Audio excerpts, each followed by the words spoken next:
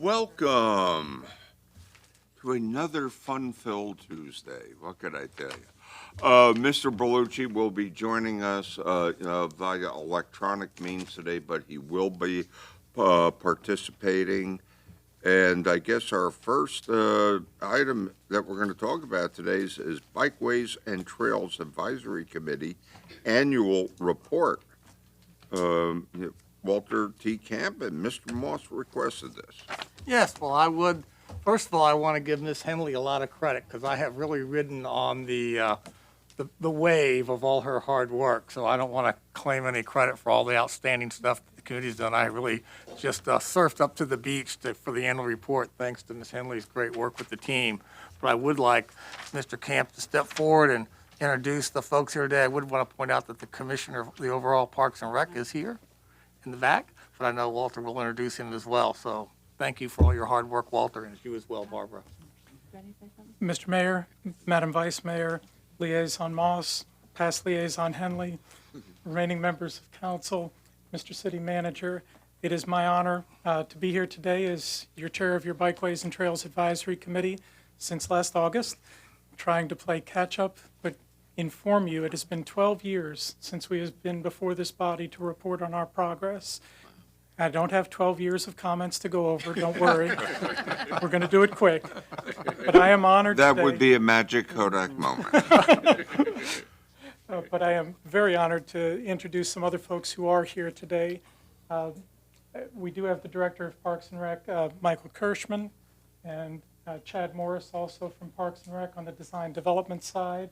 Our staff liaison, Elaine Lynn, who guided us through all of this work and puts up with my phone calls and emails on a daily basis. Hugh Tierney from the Parks and Rec Commission is here. He is a liaison to our committee. We have LJ from Public Works, and this is a real honor. I believe this is the first time that Public Works has ever stood with Parks and Rec together in terms of bikeways and trails at a meeting like this. I didn't ask him to be here. As a courtesy, I told him we were doing this. He came of his own accord, and I'm really honored on what that signifies going forward. Very pleased. Mike Narino is just a citizen who attends all of our committee member meetings, sometimes more than our appointees, so he's here today. And my wife, Teresa Kraus, came to see what I've been up to these last couple of years. May is Bike Month, so we appreciate the scheduling. Thank you for the magic of that. This is also a 50th anniversary. I'll get to what that means. There's a lot of things to cover here today, but since so much has changed, 12 years is a long time. There are some new faces. A lot's happened. In addition to our annual report, I do want to touch on our city's current status with regard to bikeways and trails, opportunities that we see and recommend. We want to reintroduce you to who we are, what we do, and how we do it, because each of you came in at a different time, and you may have a very different idea of what this committee is up to since you launched it 18 years ago. We'd like to bring you up to date, and we may even change a few impressions that some of you have, for the positive, I hope.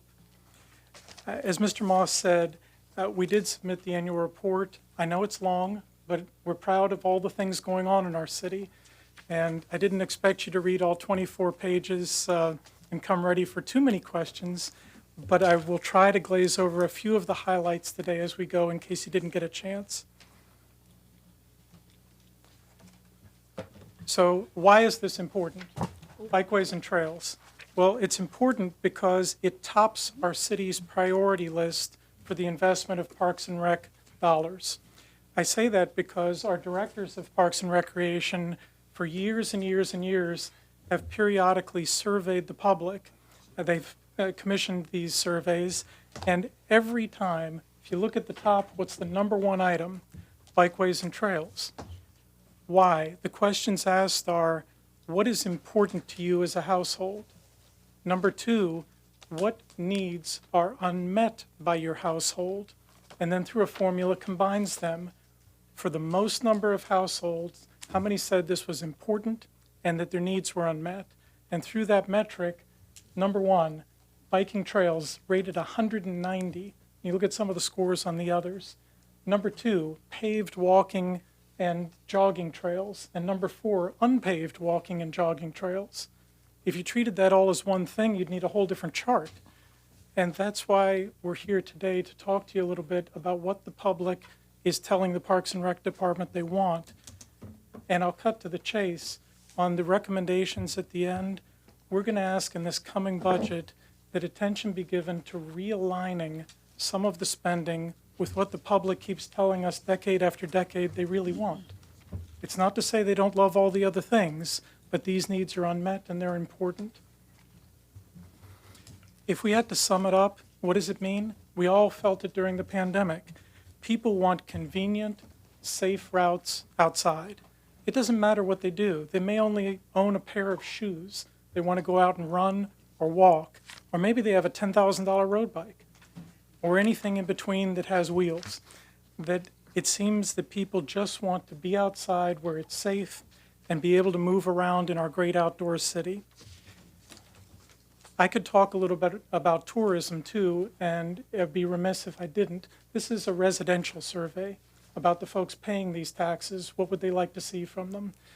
But I could also go to the RAMP, the Resort Area Mobility Plan, and I could pull a near identical slide.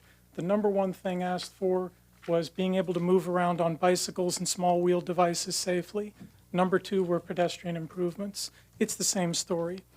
If I had to take the RAMP and summarize it for you, it's come to Virginia Beach and stay, come and play, park for days, and move around other ways. That's what people want. And that's what we're trying to express to you in the terms that are easiest without all the charts and pages. All right, 50 years and 50 seconds, maybe not. But I'm going to backtrack before that. Life didn't begin in 1972 for our city or for bicycling. I found stories in the newspaper, here, our local paper, about bicycle tourists coming to our city in the 1880s, taking the steamer down the Chesapeake, riding out along a certain rail line to get to the beach. We've had our boardwalk for over a century, and it seems like for over a century we've been trying to sort out pedestrians and bicyclists using that boardwalk out there. But in 1972, our young city was petitioned by the JC's community group, who said, hey, up at that time Seaside, First Landing, the state is going to be putting in a trail system, and we know that's going to be attractive, and that folks staying at our resort area are going to want to go up there. It's a priority to create a safe trail between the resort area and that First Landing State Park so that they can do that. And who knows, maybe even, they said, we'll have a branch route out Laskin Road to Hilltop someday, 1972. So the city got working on it. And you look at the old newspaper stories, the public had an outpouring that all of the great ideas and things like, let's use utility corridors, let's use rail lines that aren't used because they connect these places. The stuff we're still talking about today, these were good ideas. By 1981, the city developed a formalized bike plan. And the task, and this may sound familiar, was to look at every council district and find out district by district, where are there opportunities for trails? Well, that map, as crude as it is by today's standards, we're still using it. They found the trails. We don't need to go searching for that. Those places are still here. They've changed around it.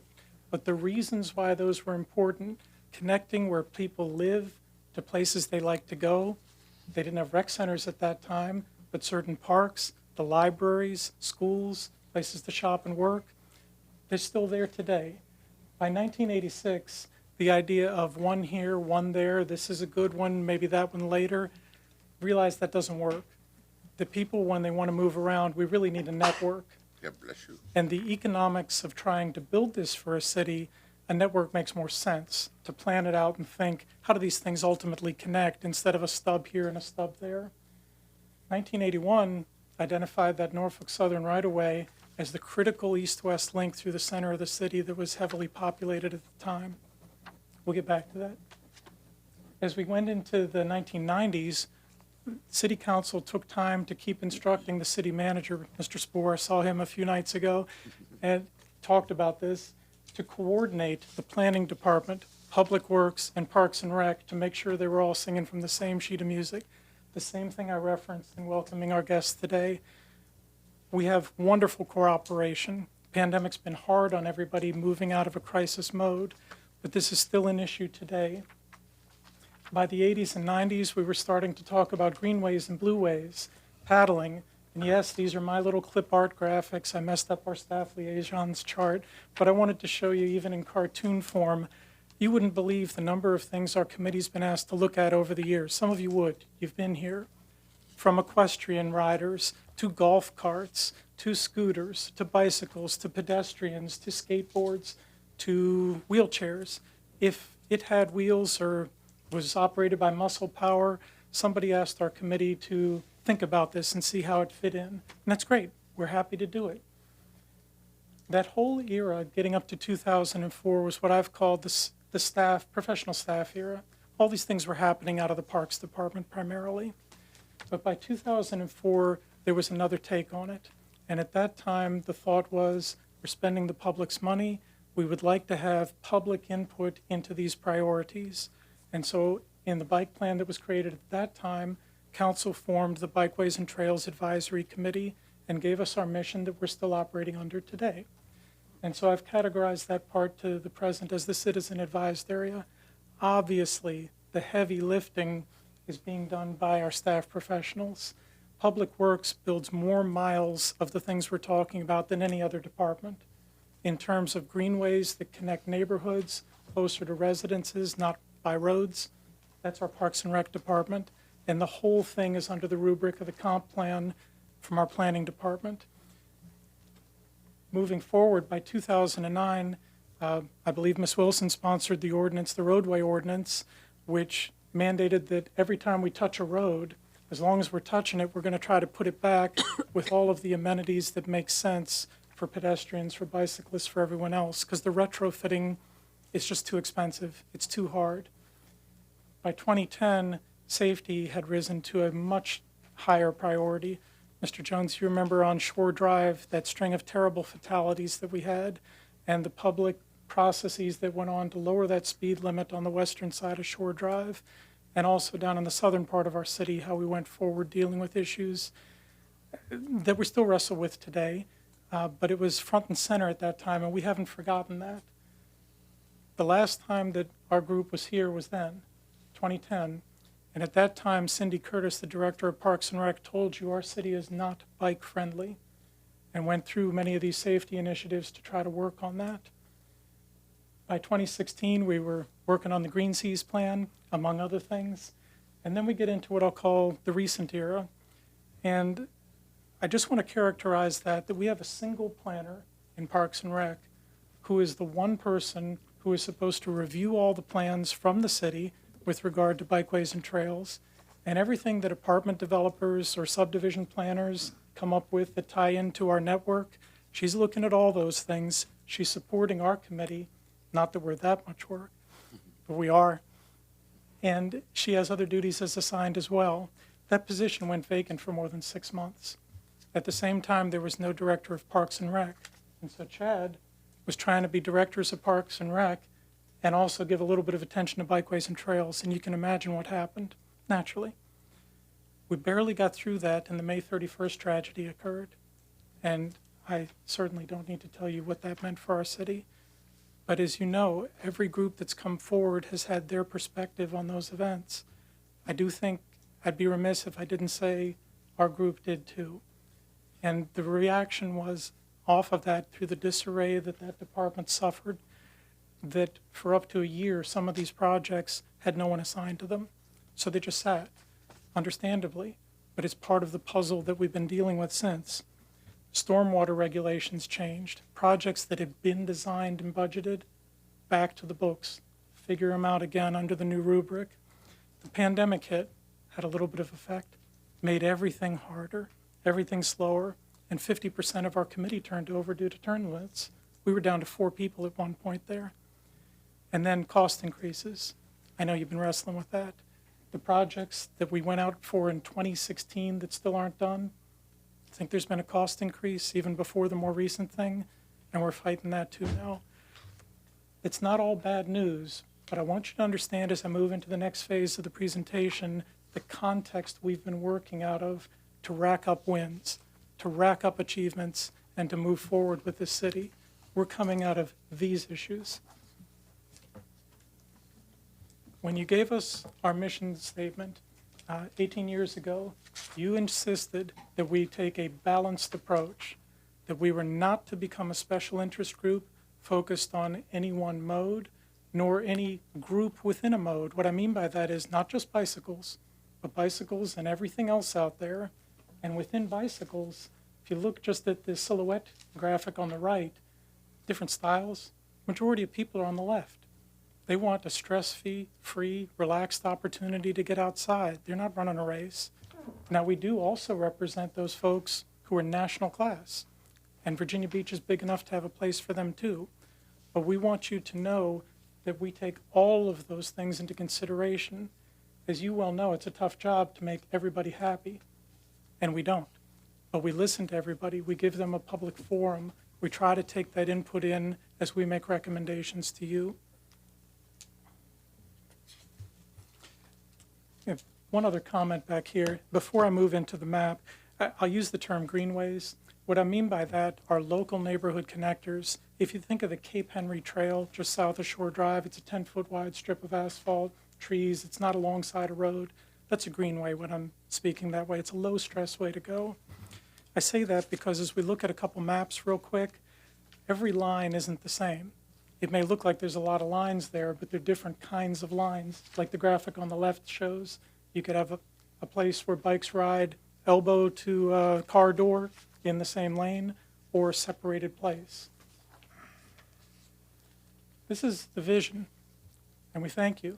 You adopted this as part of the comprehensive plan last February. This is our active transportation plan. We use the term active transportation because if the title listed every kind of wheeled device that people ride, you'd never get to the plan. It's all those things make active transportation.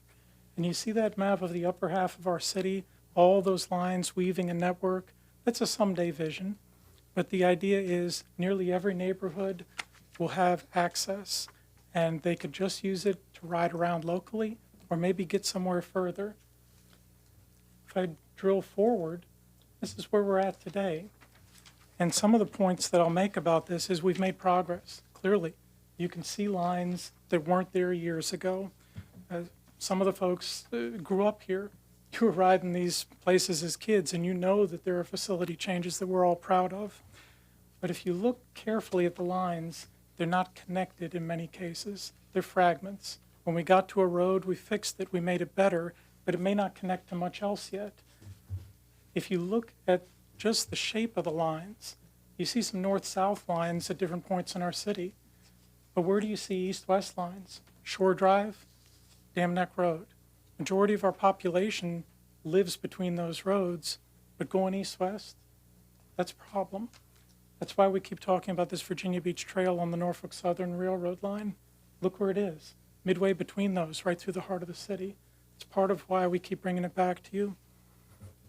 Our city, I will phrase it differently than Cindy Curtis, is a drive-to-ride city.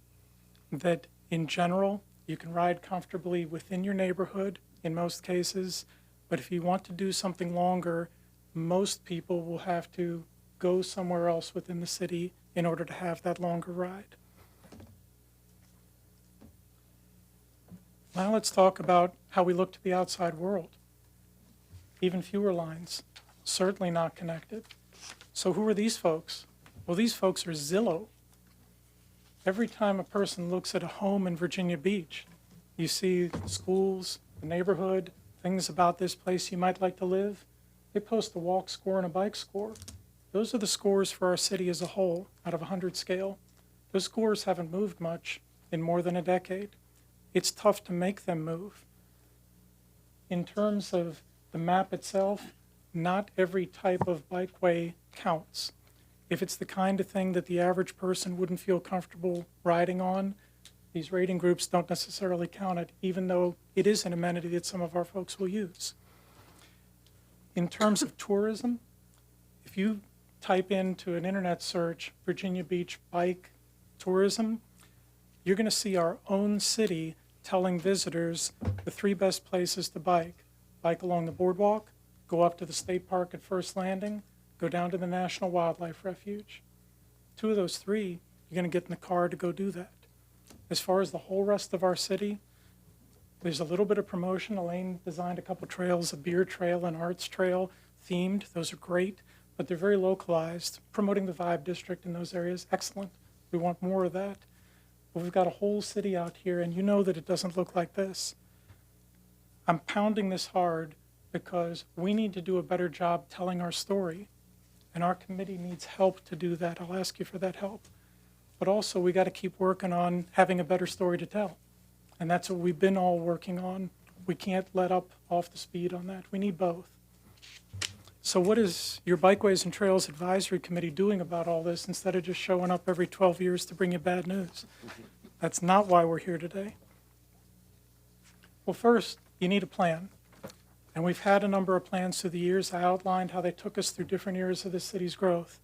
Today's plan, terrific. It's a vision for the future that's cumulative. We didn't lose all that history, all that good work that's done. We've taken it forward with new ideas. The mission statement you gave us and this plan guide everything we do as a committee. We look at them all the time. It's not some dusty document for us. So things that you asked us to do, Back Bay National Wildlife reached out. They wanted to upgrade their trails. This is the largest protected trail system in our entire city, and we, the city, don't even have to manage it. We've got federal partners taking care of that.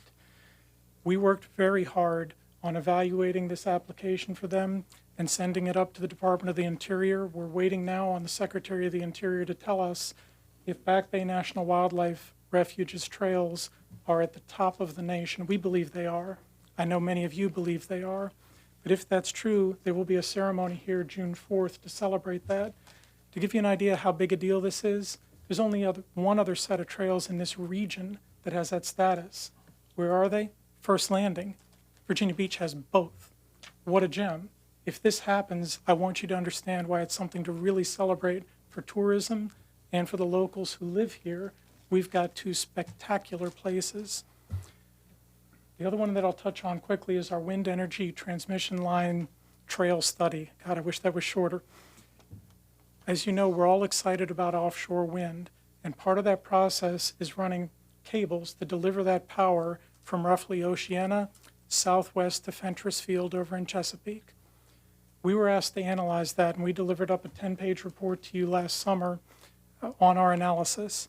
And what we found was that purple line in the map following the southeast greenbelt right away, we'd already identified that in the active transportation plan as being near 9,000 homes, 30,000 residents who are not currently served with a safe trail, running through multiple districts all the way across our city to tie in with funded CIPs over at Elbow Road and Stumpy Lake.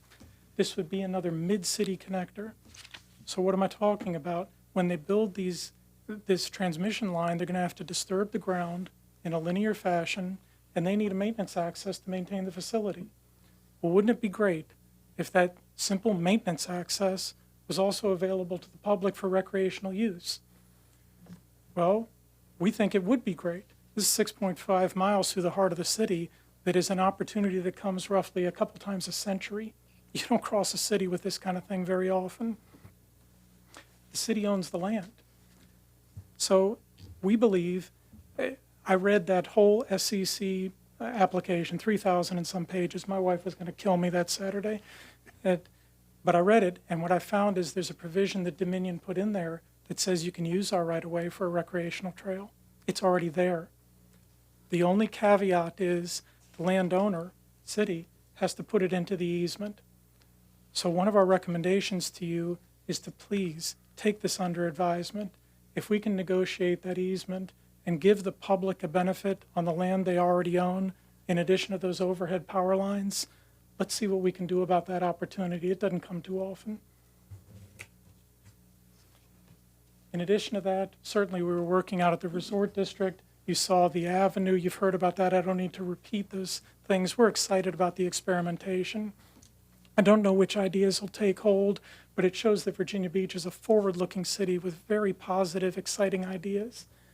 We're even reaching up to the Bayside Advisory Commission. I got a hold of their annual report. half of their strategic priorities are things we're working on. Well, with that level of overlap, I reached out to Phil Davenport, known him for years, and said, would it be helpful if we took our citywide perspective and detailed a couple of our members just to be available to you, to be liaisons if you wanted, we welcomed it.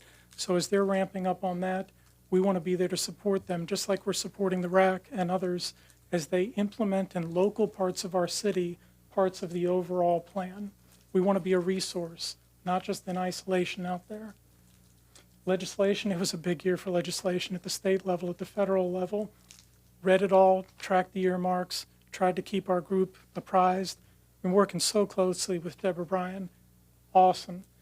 Her group just called me yesterday seeking documents, seeking explanations, and so this, we think, has real potential. We appreciate the opportunity to work directly.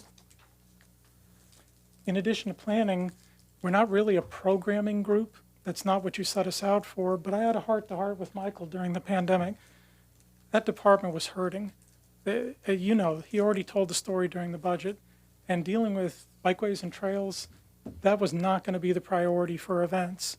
So we stepped up as volunteers, put ourselves in the position of just unpaid employees, and decided we're going to break the mood of this pandemic.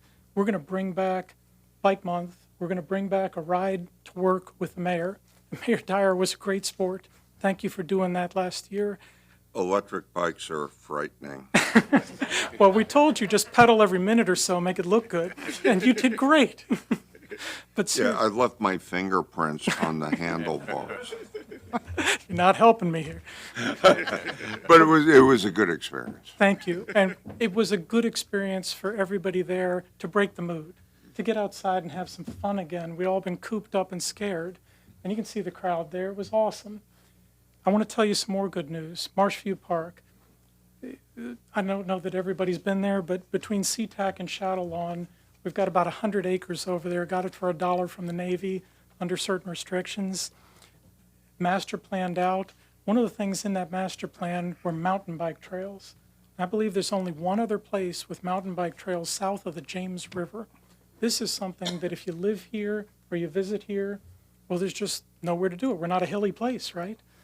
Well, in this particular park that we own as a city, you have those hills. It's amazing, it's there. But there's no funding to build those trails despite the demand. Well, BTAC looked at that. What can we do? We're a handful of people on an advisory committee. Well, we had heard that the Eastern Virginia Mountain Bike Association, a nonprofit, was interested in this. Of course they were, it's their sport. And there were conversations already being held with Parks and Rec staff about, well, what about all this? Well, BTAC decided to shine a bright light on that. We went ahead and made that the centerpiece of one of our meetings. And as I'll mention elsewhere, we were holding hybrid meetings right through the pandemic. The public wanted to engage with us. It's a pain in the neck for our staff members coming down there an hour and a half before the meeting to clip a camera on a TV and try to make this go, but they did it. And it was wonderful. We've never engaged so much with the public who can't come to our meetings in person. They work, they're in school, they have other issues, but boy, they were interested during the pandemic, and they're still interested. So we shined a light on it with that meeting. Then we partnered it up with the Clean Community Commission. Every year they do the Great American Cleanup. We picked Marshview Park. In 3 hours, 30 of us volunteers pulled more than 6,000 pounds of illegally dumped litter out of that park. It was a bonding, stewardship, messy, dirty, fun experience.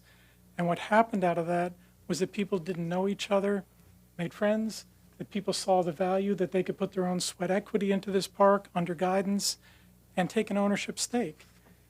What happened?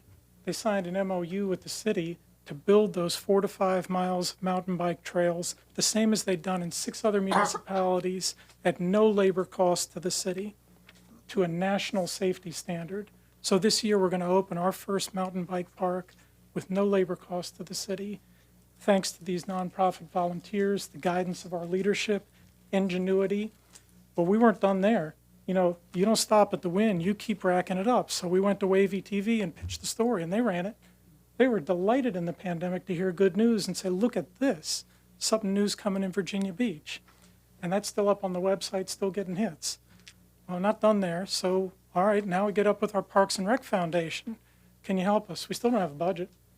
So they ponied up $20,000 in January to do all the signage on all the trails. So when people go there, and these aren't just bike trails, this is walking, this is dog walking, this is jogging, whatever you want to do on it. But it's important to know, is this a Black Diamond trail? Or is this an easy pace trail? How long is this trail? Where does it go? All those signs are going to be paid for by private donation, already granted over. Last month, I was advised, hey, there's a 15-year-old named Taylor Widgeon for his Eagle Scout project. He just raised $2,200 to put a bike maintenance station over at that mountain bike park that we don't even have yet. Look what's happening.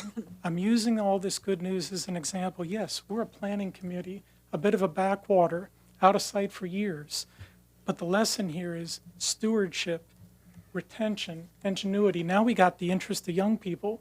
They're so committed, they're out raising money for something that's not even here. This is their place. We should all be proud of that, not just the trail, but what it symbolizes about our city, being open to innovation and partnerships. In addition, talking partnerships, our Bike Buddies program, that leaf-shaped bike rack out there, you all have seen them. 52 of them now, paid for by the public, $850 a piece. We've raised over $40,000 straight into Parks and Rec to put those things out there so that people can memorialize the good time that they had here at the beach, a loved one, their business, whatever's appropriate to the standards. These things are taken off. And we couldn't be prouder because it's not just the symbolism. Yeah, it's a green leaf, same as the foundation's logo. It's an environmental symbol. But these racks are going in places where we have a bike storage problem. That's one of the things that when our city was rated 3 years ago said we were remiss in.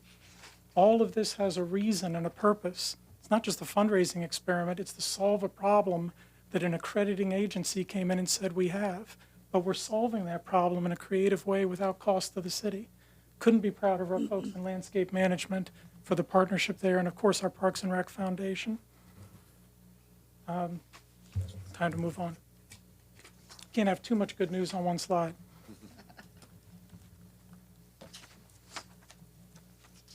Virginia Beach Trail. You knew I was getting there. I hinted. There's a reason for this. It's the #1 priority in the active transportation plan. It is the one single project that ties everything else together. So what is this thing? It's a 10-foot wide strip of asphalt that is in the 66-foot wide former railroad right-of-way. There's plenty of room there for other things. If it's going to be a fiber network route or a utility or a future transit program, or we'll wait and see. None of us know. Whatever. This bike trail is not tied to any of that. It came up in the 1981 plan I referenced. It was here long before other ideas, and it's still here with us as the most important thing that we could do. The backing of the business community, the backing of the public. We were up here talking about this last year. We showed you that list of 80 letters of support that range from Centera Hospital telling us we want the public's health to be improved outside of our walls. That's why they're backing this project. We went to Richmond. We got the 757 RVA to say this is critical to the region. See that map up there on the left? We are the last leg of bigger things, or maybe the first. We can spin that how we like. But I say that because that Virginia Capitol Trail up there in red, that's built. People are using that. Williamsburg has declared themselves a bicycle-friendly city, and they're reaping the benefit of that tourism. You can ride all the way up to Richmond on that trail. It's beautiful. Where it splits into the green parts, it's called the BOAT, Birthplace of America Trail, one down the peninsula, one crossing to the James River Ferry on the south side of the James. In a few months, $2 million of grants are coming from VDOT to fund the BOAT, to start building more of their legs over there. Their localities have ponied up the match. They're getting the money. They're building. Suffolk, where our Public Works Director scored win after win by partnering up with Parks and Rec, breaking down the silos, approaching these things as one city with one mission. They're getting another $500,000 to build another of their legs. Chesapeake, Phase 2 and Phase 3 of their legs are being built with funding that's coming this summer. All of that moving toward now. Norfolk, the Elizabeth River Trail folks reached out to us. Hey, we're going to pull that trail all the way to Newtown Road. We're not just going to be downtown. Will you meet us there? So that's our plan. and it is our plan. In the mission statement you gave us 18 years ago, you told us to focus on the priorities. That's why I'm focusing on the priority here. We do all these other good things. We'll talk about all them. We're going to rack up the wins, but I have to bring it home to you. This is the priority. So what did we do last year? It's great to come up and say to you it's a priority. And yeah, it's expensive priority. So we started off because we got a receptive audience out there. Wavy TV approached us and said, would you tell this story? Elaine and I did. And by the way, she's not a TV personality. She looks like one. But this is all new. We're all breaking out of the box. What do we do in the middle of the pandemic when people want these things? Well, we go on TV and tell the story. The number of hits, oh my goodness. I've never had 3,000 hits on my personal LinkedIn page. It's amazing.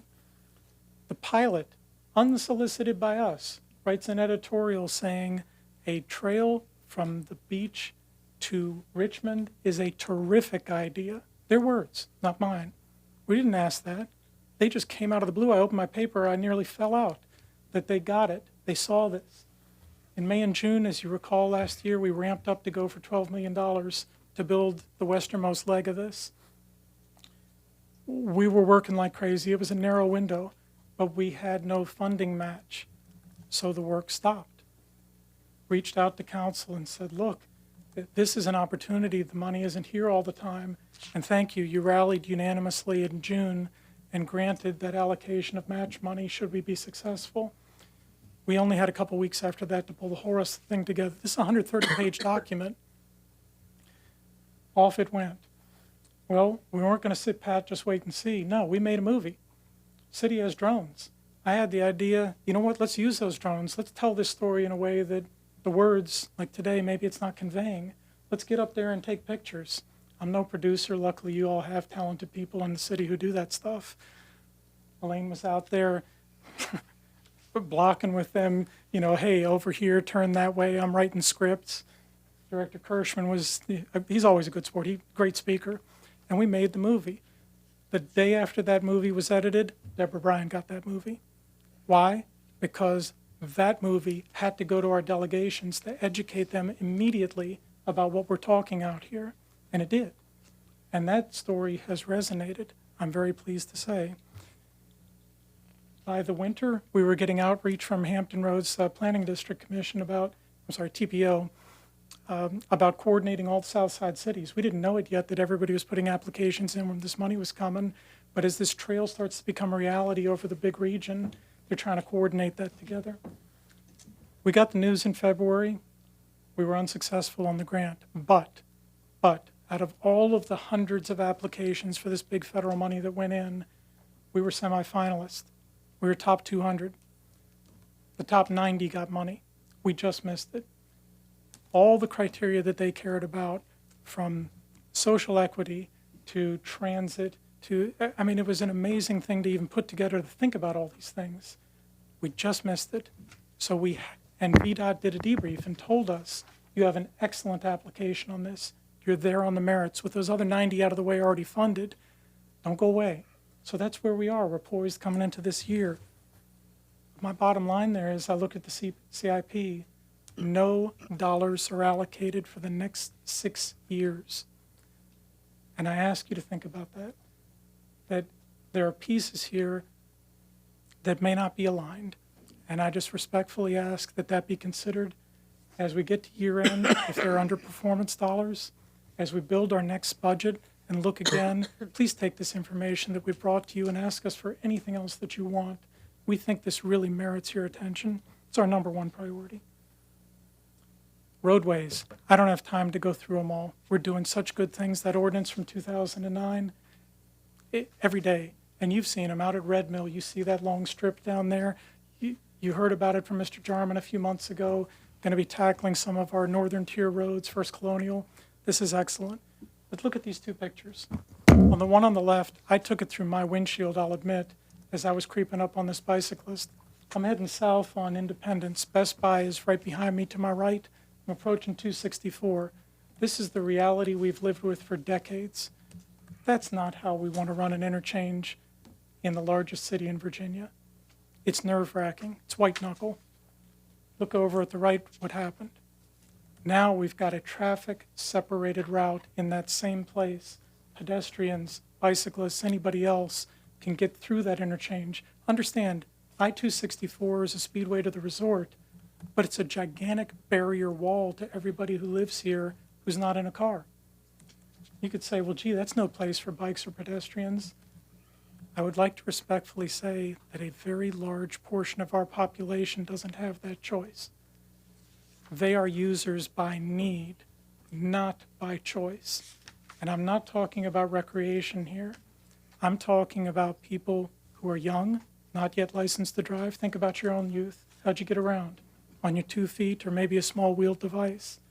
Maybe you were working a job, getting through school. You don't necessarily have a car yet. Or maybe economically you just don't have enough choices as some of the rest of us. Those folks need to be able to pass north and south through 264, and every one of these interchange improvements that we detailed in the annual report is a magnificent blessing. You know where the first letter in favor of the Virginia Beach Trail that came in, you know where it was from? The Housing Resource Center. Because their clients don't have these choices. It wasn't from a bunch of bike enthusiasts eager for their own speedway. It was from people who need these safe routes. We understand that on your Bikeways and Trails Committee, and I want you to know that we take it to heart that we are looking at all of our users and trying to balance those needs in our recommendations to you. Greenways. Neighborhoods were not necessarily built to connect to each other. They were thrown up in a hurry in many cases, and people go around the same little loop, and they'd love to be able to do just a little bit more. In addition, we have beautiful opportunities like this picture here up at Thalia Creek to show off places that people wouldn't otherwise get to. It's fantastic. These 4 projects date back on the books to 2016 in some cases. We went out and got state funding for these, TAP grants. They're all still in design. We haven't gotten to build yet. Why? That litany of problems that I listed at the beginning that sounded terrible, this is where it hit. These were the least priority at that time. So what's happened now? Now when we apply for TAP grants, we get demerits because we haven't spent the money that we've already been given. So we can't replenish the pipeline for the future until we clear this backlog. In addition, we've got challenges now like new residents, and we're dealing with that on 2 of these trails. Folks who weren't around at the time that their community asked for the project, well, they've moved and somebody new shows up and says, what's that about? And we have a whole new PR campaign to begin all over again. It is imperative that we expedite performance on these. And I know it's the same thing everybody comes to you and says, Mr. Bellucci said it about the Lynn Haven Gateway a couple meetings ago. We heard, we know. And there's only so much Public Works can do.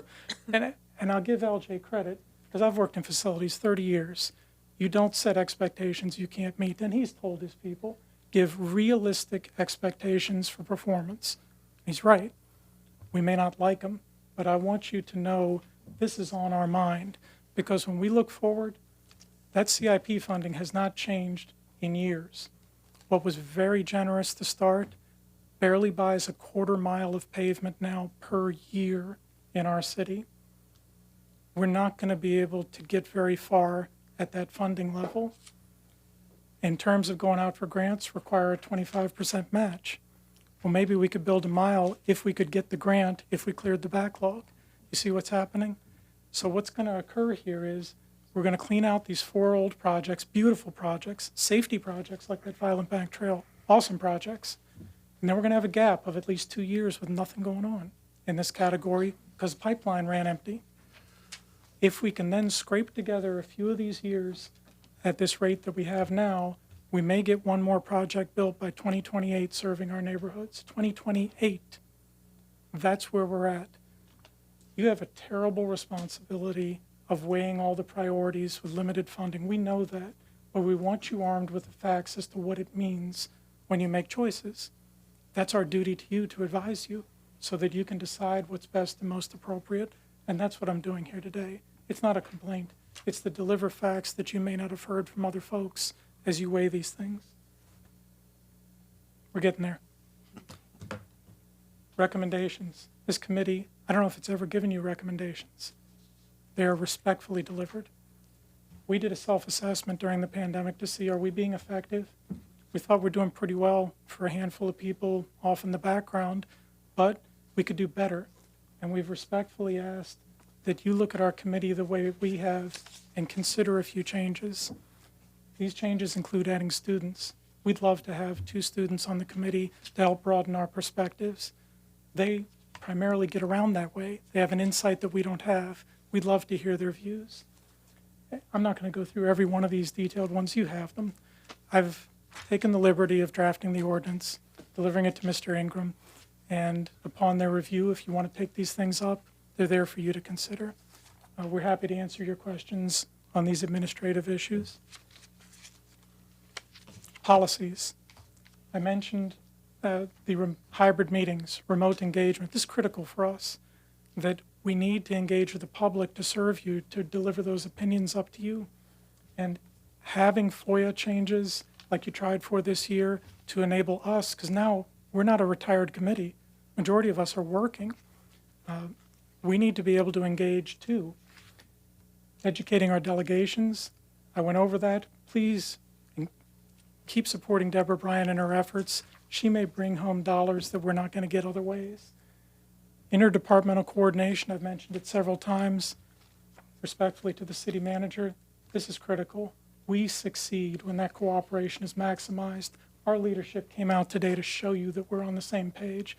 And don't knock Bobby Dahan. I told him, man, you're down here all the time. Please don't come. You got other things to worry about. But he's here in spirit, and his delegate, Mark Shea, is with us every single meeting. We value that. We want you to encourage that when they do that. And lastly, on resources, please look at the alignment between where we're spending dollars and what the public has said they really want and don't have enough of. Please look at that. Specifically, those local Greenway matches, $475 a year is a lot of money, but it's buying less than a quarter mile. Decide how many miles or feet you think it's important to advance each year in this city. It's a big city. In terms of our Virginia Beach Trail, what we're recommending is seed money.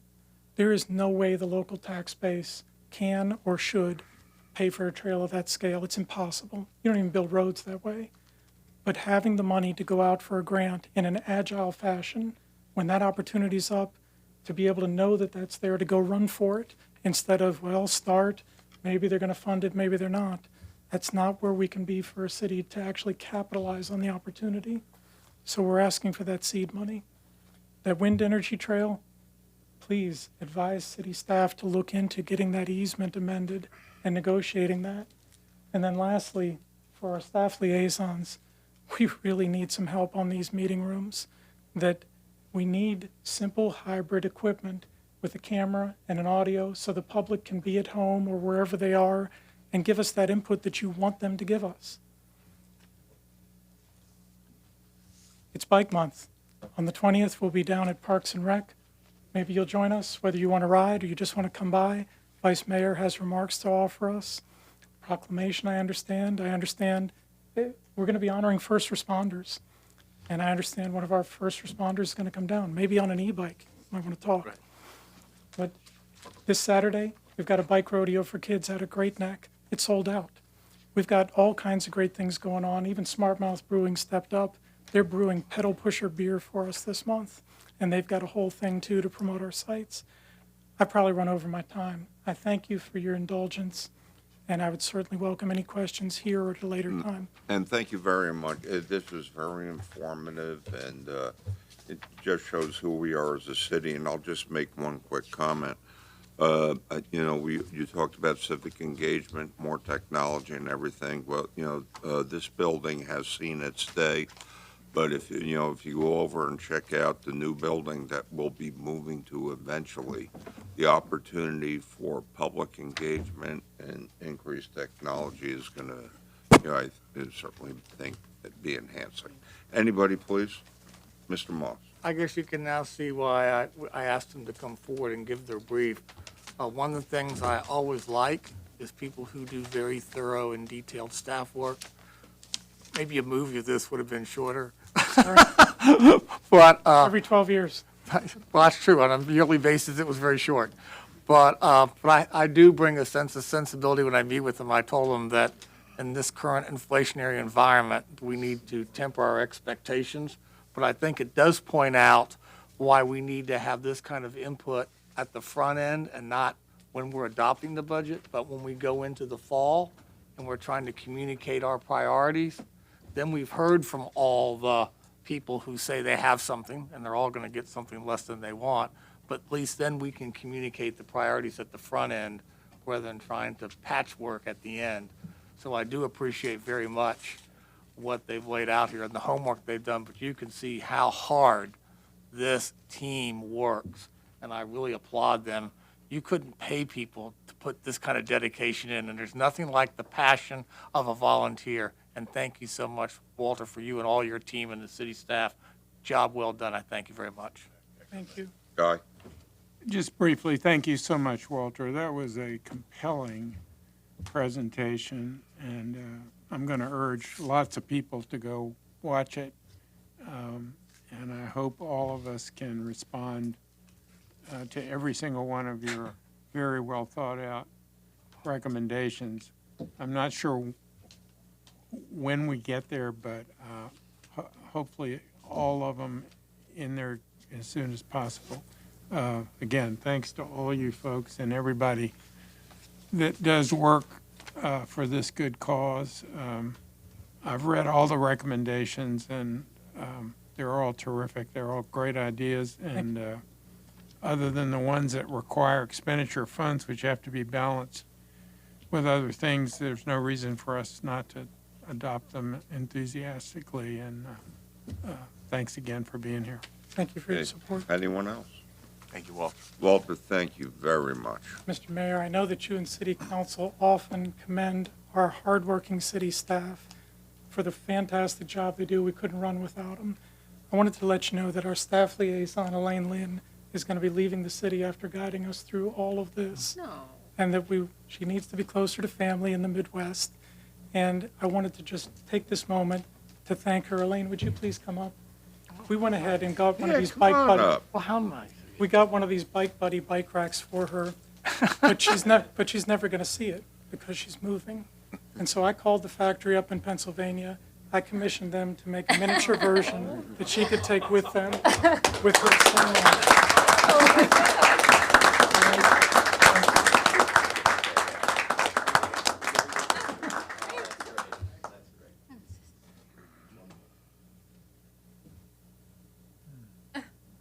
Sorry. This is really quite unexpected. Thank you. Thank you for your Before you leave, I indulgence. just, when you came out with the Bike Buddy program, I think I was in a group, was like one You of were the right first up front ones. with The us. first Yes, ma'am. ones that you had presented to. Yeah, and I said, actually, yeah, Q I and said, you, yeah. me. Sign me up, and mine's down at Rudy Loop, Yes, good place for it.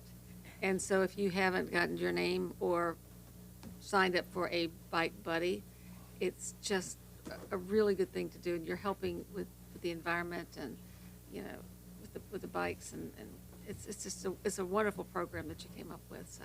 thank you. And Vice Mayor. thank you Appreciate it. for your One more try, that enthusiasm. didn't work so well. Good.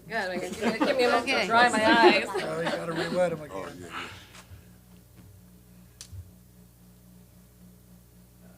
We'll do it We'll do outside. it later. Thank you There's- for your there's a city time. to run. You got it. Thank you all very much.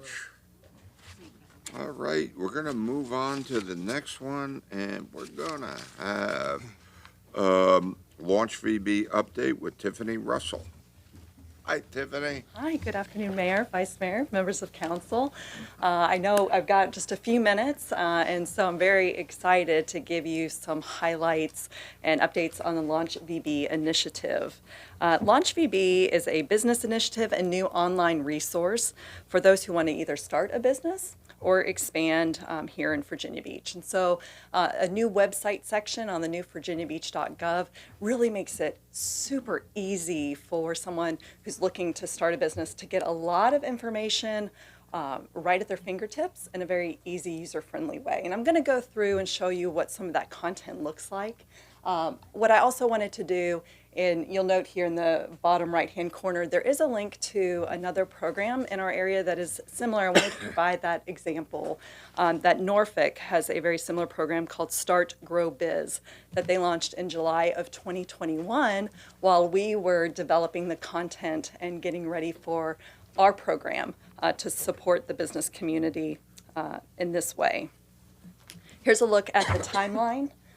This was an initiative requested by Councilmember Wooten and adopted as a resolution on February 16th, 2021 by Council.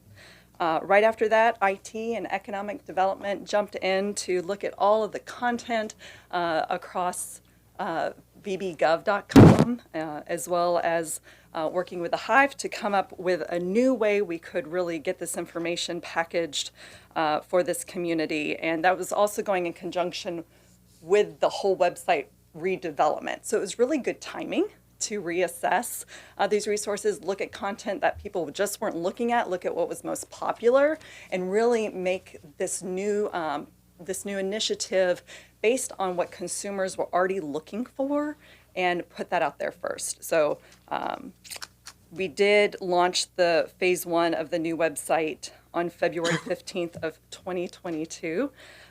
Finally. And then we were able to work out some of the kinks there with that new site, get some user feedback, and then we rolled out the press release for Launch VB. Right now on vbgov.com, Launch VB is part of the primary top navigation of the website. If you look at the new virginiabeach.gov, you see here prominently featured to the left as a tout box item. When you look at virginiabeach.gov and the mobile view, it's listed under services. So let's talk about some of the features of the site. And I mentioned it was organized in a way to make it really easy for the consumer. In fact, all of virginiabeach.gov has been built with the consumer first, thinking about our residents, how they are looking for services and features, versus vbgov.com, which is really set up by department. So unless somebody is really familiar with what department provides what service, sometimes it's hard to find. So this new Launch VB site has taken some of the key things when somebody's considering starting a business, whether they're starting a business, operating a business, or looking to expand a business. That's how the program is set up. So let's go through some of those key features. Business services, permits and licenses. You know, we have a lot of different departments that help someone start a business. And now, again, you can go to this section of the site and quickly find some of those key things you're looking for. If you're considering a business, maybe you need some help on how to develop a business plan. What business structure should you be set up as? Even tips for hiring your workforce. When you're starting a business, under this section, maybe you're looking for a location, and maybe you're thinking about, what about near the Oceana area? So we've got resources here with information for you to make sure that you know what locations are available, even simply down to how do I register my business. And then, you know, for those who are looking at a business near Oceana, making sure you're compatible with the zoning regulations there. Maybe there's incentives. When you're operating a business, for those of you who do, you know that there's certain deadlines you need to pay attention to. So this section of the site outlines that pretty efficiently. And if you're a small business, sometimes there's a lot of, I'll say, terms or acronyms just related to accounting and finance. And if you're just getting started, this really gives you a lot. This particular section I really like because there was a glossary of terms. So if this is something, say you're an entrepreneur, you just want to start off, but you really don't know what you need to know, maybe you didn't go to school for that, this really gives you a lot of educational information as well as frequently asked questions and exclusive resources for SWAM companies.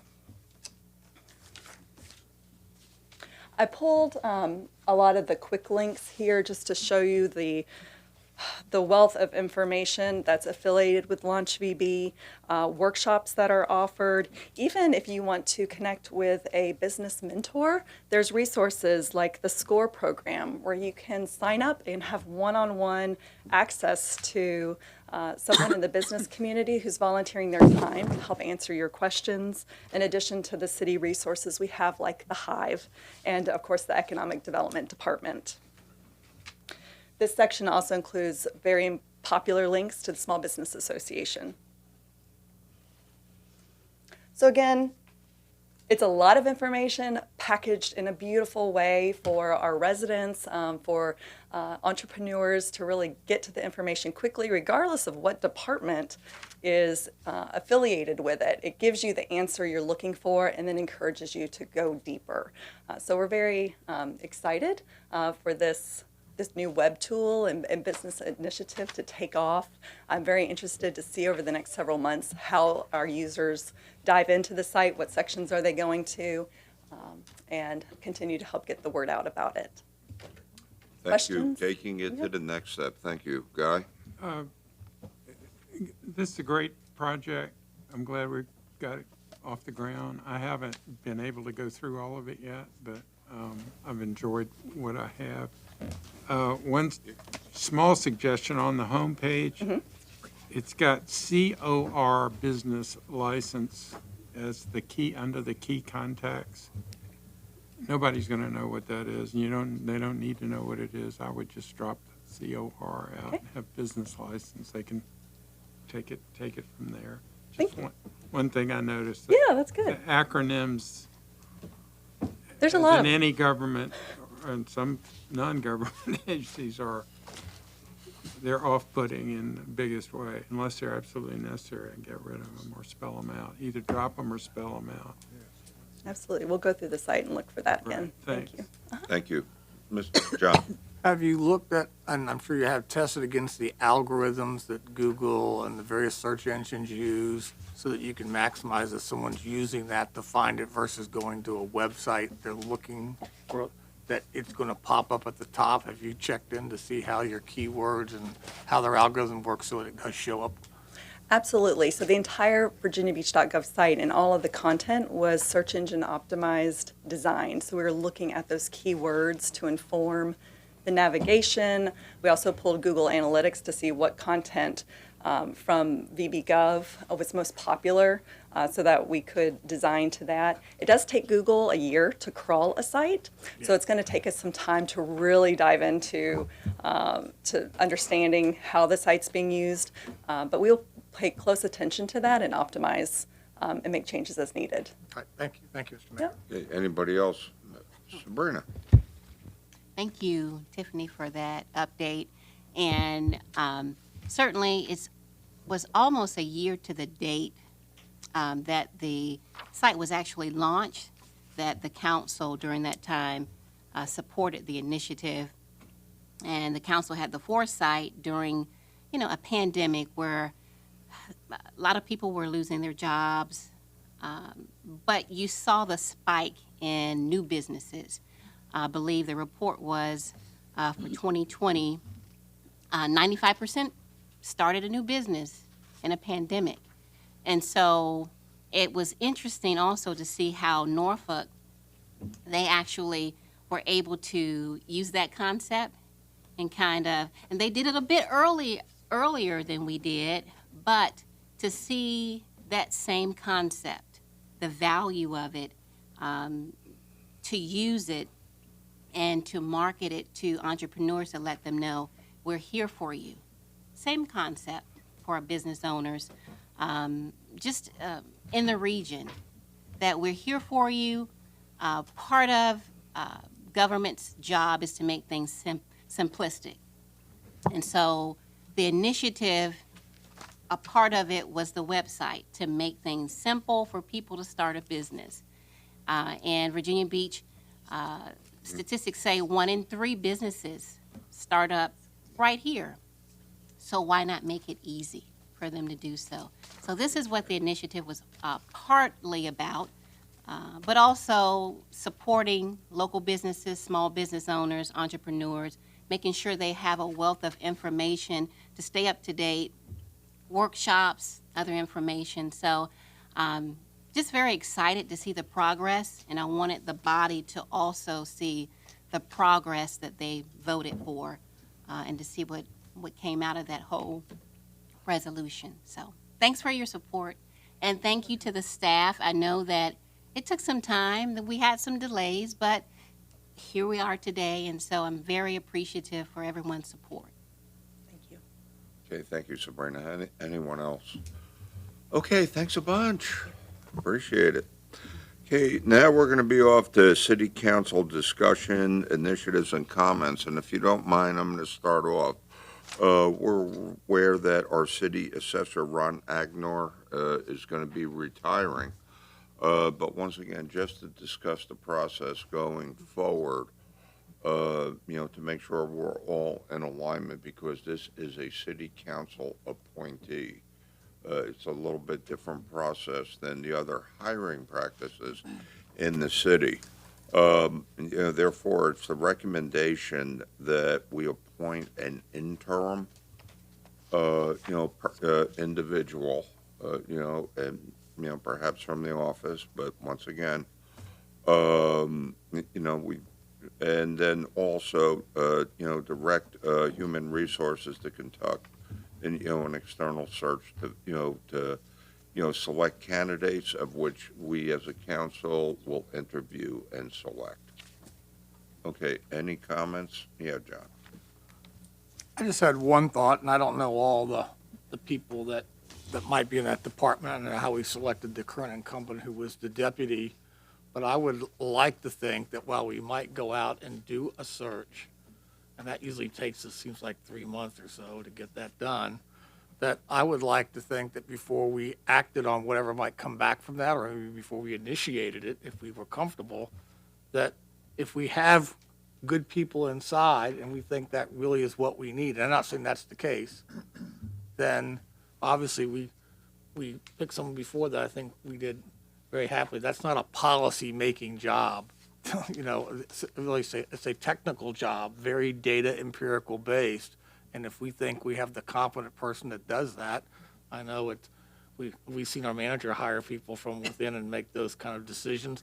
I would like to, before we made that decision, to have a chance in the right format for us to have a discussion with the person who's the current deputy, who I would take the assumption that we would be as the interim, just to see where we are. I mean, I have to admit, I don't know the person. I'm sure probably none of you people have, but I'm just given the nature of the job and how technical it is.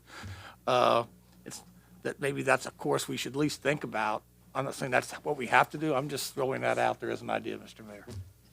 Yes, Linwood. I'd like to hear what Mr. Agner's recommendation would be for that position. He knows his personnel over there better than anybody, so I'd like to hear what his recommendation would be. Yeah, Barbara.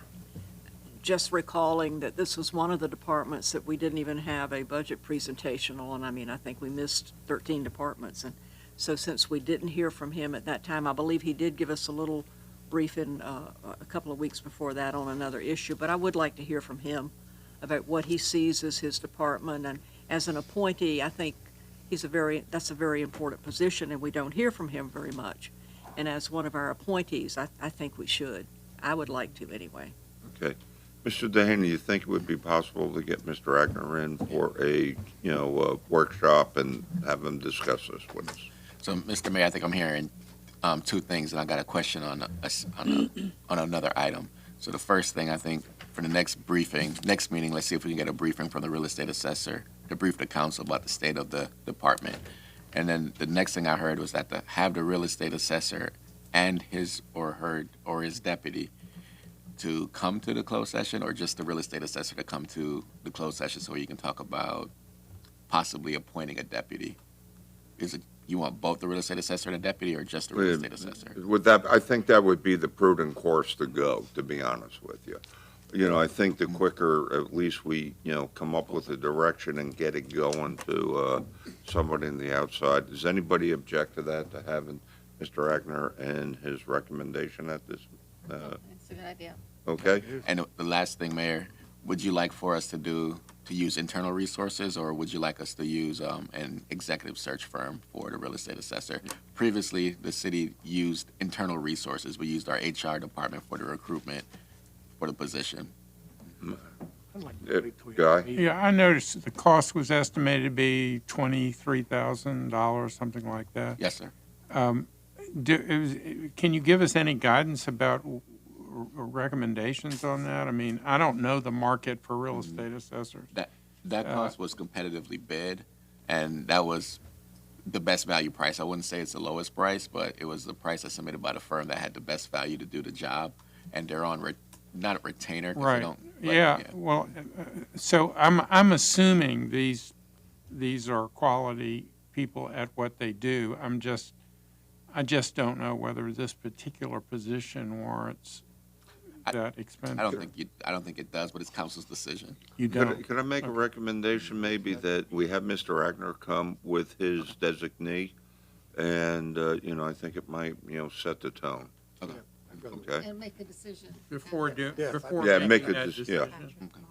And then we Okay. can make a decision of the course that we want to go. Can we do that, Mark? Well, when you say come with his designee, Or the recommendation for the interim? but not actually bring the person to you at that point, right? No. Okay, physically, I mean. No, yeah, we want the recommendation. And I think, I'm with you, we should Yeah. make that decision. Okay, yeah. Okay? Do we have clarity on that? All right, anybody else have comments or anything at this One point? thing, Mr. Mayor. Rocky? I want to make a award in recognition, and the local government attorneys of Virginia, Inc. presented Deputy City Attorney Rod Ingram. He received the 2022 A. Robert Charron Award for Outstanding Deputy or Assistant Local Government Attorney, which recognizes a deputy or assistant local government attorney for exemplary public service and unwavering commitment to the highest ethical and professional principles. Ingram has spent his entire legal career in public service, beginning his local government journey with summer clerkship in the Virginia Beach City Attorney's Office, and after judicial clerkships, returning to serve the citizens of Virginia Beach faithfully for almost 25 years. He is regarded statewide as an expert on the Virginia Freedom of Information Act and the Conflict of Interest Act. He has served as chair of the Board of Governors of the Virginia State Bar Local Government Section and as president of LGA. Mr. Ingram, congratulations and thank you very much. Hey, John? In addition to that, the same group, Local Governments Attorneys of Virginia, the Walter C. Irwin III Specialist Project Award was given to the Collective Bargaining and Ad Hoc Committee, which included our very own senior city attorney, Marjorie Smith. The Irwin Special Projects Award recognizes LGA members who have worked on a project of significant importance to LGA or local government generally. The Collective Bargaining Committee produced a comprehensive guidance document to assist local government attorneys in this new area of law for public employers. And thank you very much to Mark and his office. That's awesome to have two awards coming out of there like that. Very good. Thank you, sir. Good. Thank you, guys. Thank you. Very nice. Good. John? Two things. I know and I've mentioned this to Mr. Rouse before. I know we have, coming up in the future, our things about 60th celebration, a year period.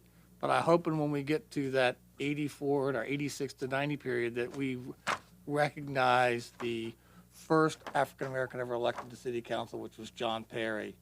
And certainly that was a watershed event in Virginia Beach, way back when, but that was a long time ago. And I think that would be the appropriate time. My other point is, not knowing when the state, if and when it's going to resolve its budgetary issues. I think I've always learned you plan for the worst and hope for the best. But I don't know what language or amendment language or what we need to do at the point is if there's not a budget by 1 July, and therefore those state funds don't get done here, and we would count on those and they're in our budget as if they're coming. Just what technical legal language we use, or what's our strategy to provide the additional programming authority that the manager would use, because we'd have to either draw upon forward-looking on our own personnel appropriation, whichever budget's adopted, or something with general fund. But we ought to have a game plan. If you have a game plan, it never happens. That's been my practice. But we ought to know what the game plan is, because the longer this goes on, the probability of something not turning out well increases. So I just mentioned that as a award to think about. So if it happens, we're not flat-footed. We've already got a game plan ready, and that's what good people do. We've got a great organization, is anticipate the worst, and then the best always happens. It's like having an umbrella when it's supposed to rain. But anyway, those are just the two thoughts I had, Mr. Mayor. Thank you. Thank you, John. Anybody else? Yeah, Sabrina. Thank you. Very quickly, I just wanted to bring attention to an event I attended Saturday. Was not just myself, but Councilmember Rouse was there as well.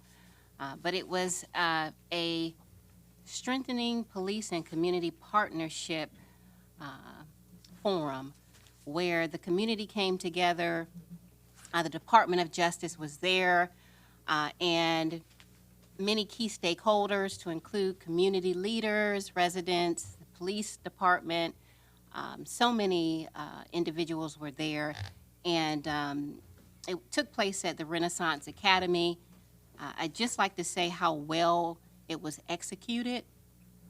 The wealth of information that I received during some of the breakout sessions where the community talked about some of the ways to improve community relations, talking about what was positive, what could be changed, and just a wealth of information. We even had key business owners who came out to provide their feedback. And so out of that whole forum will come a council who will work with the Justice Department to implement a program going forward. And so I believe everyone received an invitation to come. I just want to encourage everyone to be a part of it, to find out more about it. But I have very high hopes and expectations for this project. Oftentimes we see violence throughout, gun violence and issues throughout the region, and then people call for an outside entity to come in to do the work to help. But I'd like to say the difference that I see here is the police department, under the leadership of Chief Newdigate and others who see the need to do better, actually called for this forum. And they actually called an outside entity to come in to help improve relations. And so I think that's a huge difference that we're going to see here. And out of that will come strategic plans and goals and expectations that will be set to improve our community, and everyone working together, community relations across the board, policing. And so I'm just excited to have attended and participated. Also, Dr. Ross Hammond, who's here, she was there as well and participated. So just wanted to make sure that I provided that information. Thanks. Thank you, Sabrina. Anybody else? Just to let you know, last Friday, the 757 mayors once again convened at the Hampton Roads Planning District Commission, talking about violence and what we could do about it. Even though it's a national crisis, we can't deal with that, but we can deal with what's going on locally, and violence does not stop at any border. This was only the real second meeting we had, but the city managers were able to come up with a schematic and some recommendations right off the bat, which we will have forwarded to every city council person going. It was actually a tremendous amount of work, within a couple of weeks that a couple of the city managers have been doing. And a lot of what we're going to be doing now is also the police chiefs working interactively with each other. Once again, sharing best practices and, coming up with different strategies. And you'll see in the fishbone diagram there that it's not only the crime itself, but, there's a number of the social issues and the other factors that go into creating the environment. So this is going to be a complicated issue. Even one of the fellow mayors hit it right on the spot. This may take some generations to get fixed, but at least we're moving in the right direction, and I just want to let everybody know And I appreciate Mr. Dehaney's involvement and Chief Newdigate and everything, but we're coming together as a region and realize we got a problem that we are going to, address. And thank you, Sabrina, because even what you said, we can't do a thing without the community. So, that's So- great. And then Rosemary, please give an Oh, I update. was- Well, the group is meeting, and this week we're going to be meeting tomorrow at Williams Farm Rec Center. So we're moving in different places, and it's all good. Everything's working on it. I wanted to ask you on closed session, do we want to we can just take a break and adjourn, or we can go into closed and make a few appointments? Yeah, well, why don't we make some appointment, we'll go into close, make some appointments. What do we think, folks? Because we're behind what we were What you supposed said. to. Yeah, if it's okay, we make some appointments today? Are we going to go? Yeah, go into close. I have a That's- closed statement here. I thought that's what we were going to do. Yeah, that would be great, okay? Okay, and thank you, and let me just say, the Vice Mayor, put together a really good group of people, which includes Parks and Rec and, a very wide spectrum of the community that is dealing, with our situation from a very global and inclusive way, and, working in conjunction with all the other cities. This is how we're going to get things done. Thank you. Anybody else? Okay, at this point, the chair will entertain a motion to recess into a closed session pursuant to the exemptions from the open meeting allowed by Section 2.23711A Code of Virginia as amended for the following purposes: personnel matters, discussion, considerations, or interviews of prospective candidates for employment, assignment, appointment, promotion, performance, demotion, salaries, disciplining or resignation of specific public officers, appointees or employees of any public body pursuant to Section 2.23711A1, and that would be council appointments, council boards, commissions, committees, authorities, agencies, and appointees. Do I have a motion? So moved? Second. Are lights working? Well, yes. We'll see. Okay, We're hoping. let's give it a shot. By a vote of 10 to 0, you have recessed into closed session. Okay, we are recessed into close. Thank you.